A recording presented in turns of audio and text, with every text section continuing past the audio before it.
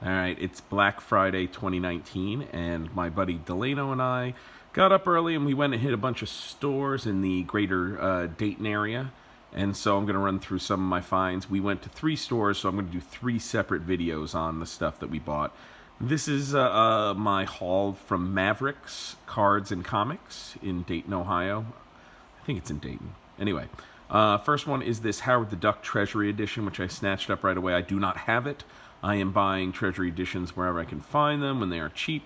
So I was very excited to get that one. I just really like looking at these panels in large size. Especially the Marvel ones are much better than the DC ones. Although there's some pretty cool DC ones. But the Marvel ones hold up better, look cooler, and just in general are a much more fun format to kind of look through. So that was a fun one to find. I picked up Web of Spider-Man Annual number 2 based on the strength of the recent cartoonist kayfabe discussion. This was a $3 book, but I think I got like 40% off or something like that. And it's pretty good. I also picked up Web of Spider-Man number 1. This was a 50-cent book. The vest cover drew me in. Ann Nocenti does the writing, and there's no backup, so that's about all I have to say about that one. But again, 50 cents. Mavericks is pretty good about having indie creators stuff that kind of come through. So I was really pumped to find all 4 issues of I Am Not Okay With This by Charles Forsman, who is probably more famously known these days for The End of the Fucking World on Netflix. They had a lot of really cool indie stuff. None of this was associated with the sale, but I sort of found it, and I was like, I'm going to snatch those up. So I was really happy to find those.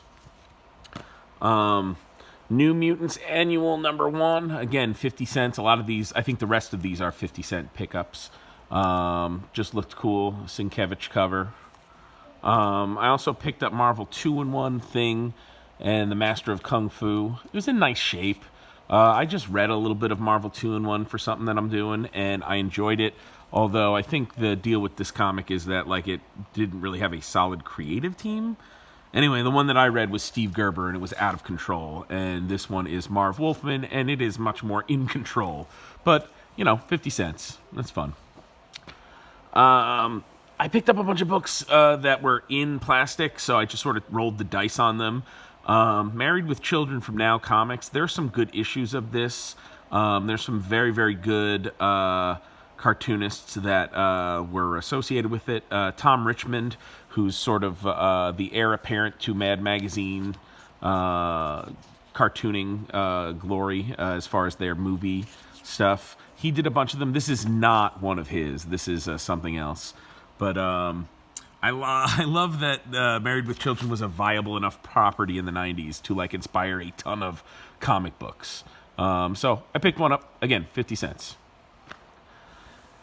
Midnight Tales number 17 by Modern Comics. This is a weird publisher. They put out some weird looking books. I'd never seen this before anywhere. So I thought I'd look at it. Paper's terrible, coloring's terrible, but interesting to kind of page through. I think some of these are reprints. Picked up Gizmo, number 1 from Mirage Studios. I kind of have a hard and fast rule lately, which is if it's a Mirage book, I pick it up. If it's a Fantagraphics book, I pick it up. And so when I saw this, I was like, well, 50 cents, sure.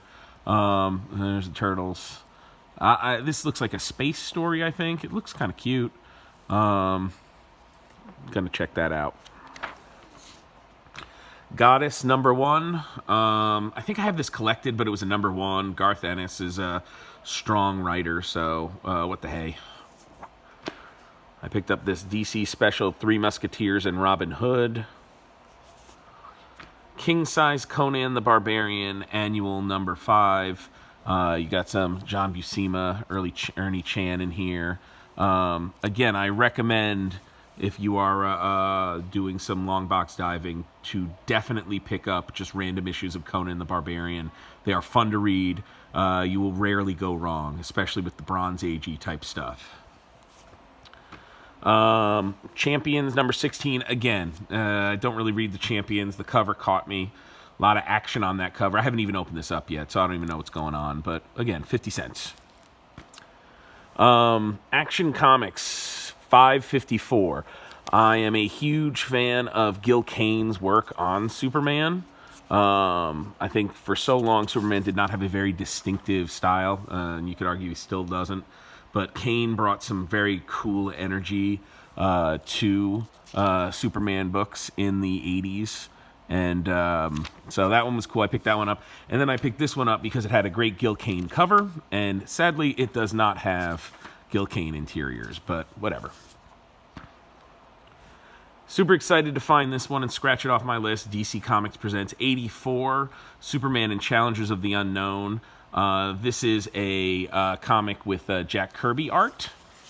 I don't know much about it, but it does seem like almost they were going out of their way to draw Superman's face because of all the crap about him not getting to draw the face in Jimmy Olsen back in the day.